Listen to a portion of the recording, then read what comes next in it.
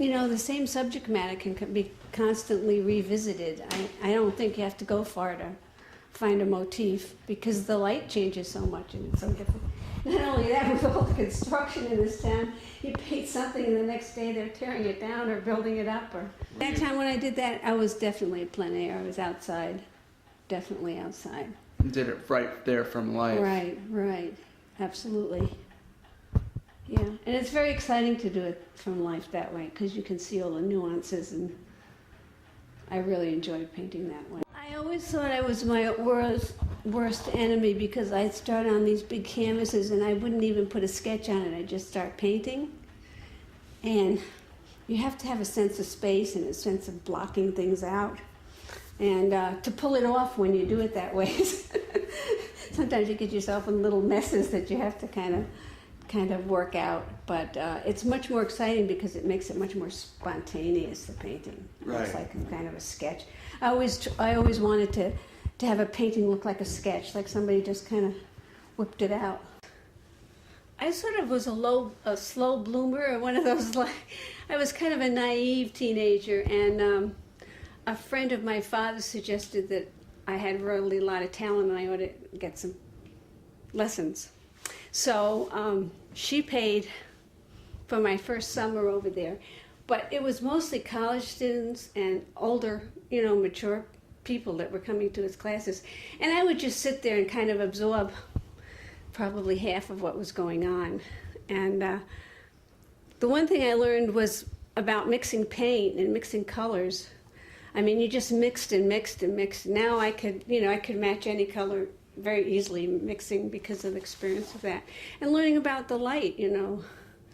But very soon I kind of rejected the whole theory. Interior of the building. They were great fun to do. Most of the people that were working there had gotten the residencies like out of college. They were, you know, young folks, and they were painting, doing their own thing. I mean, they were doing a continuation of what they had been working on when they were in college.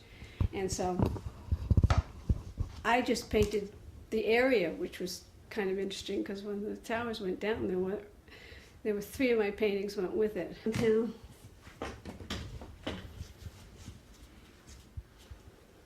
gallery, that was our house before it was renovated, and there was some beautiful light came in. We had those old windows, you know, the single pane glass windows, and the light that came through in those was really beautiful.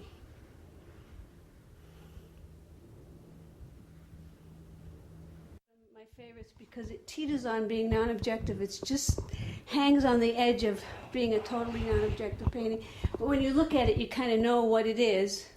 But still, it's kind of makes you wonder a little. I felt I was getting close to that edge of structure.